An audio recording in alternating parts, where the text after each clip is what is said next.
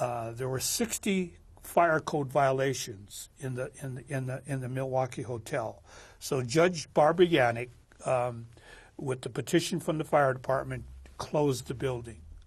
So InterIm and the Housing Alliance and the International District Emergency Center, we got together and we said, listen, we gotta save this hotel.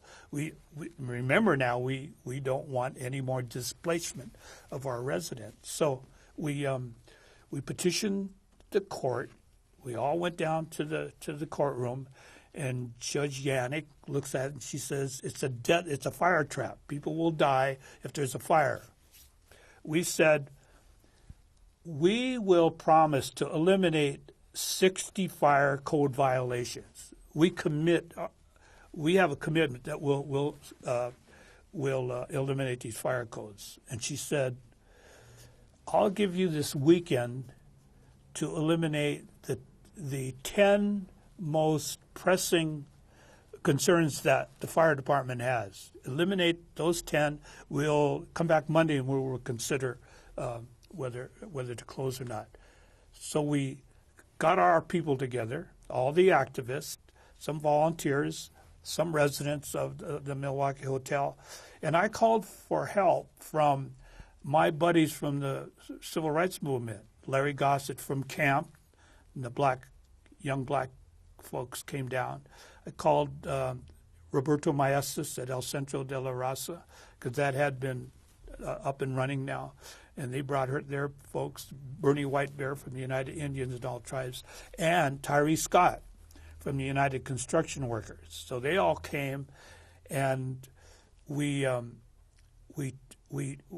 took out, in that weekend, we took out about 40 tons of trash and debris from the hotel. That much tonnage, right?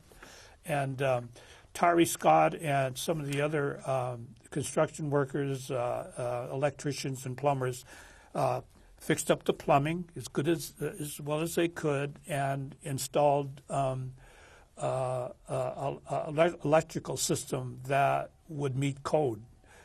But we had to close up half of the building. We couldn't, in that weekend, we couldn't eliminate all the fire codes, but we could eliminate at least 10 of the pressing ones. That was done. We went back to the court, and the fire department did an inspection, and they petitioned the judge to allow us back into the hotel and keep it open. And they trusted us. They told Judge Yannick, the fire chief, told Judge Yannick that they trusted this young group that have put in all this labor. They worked 24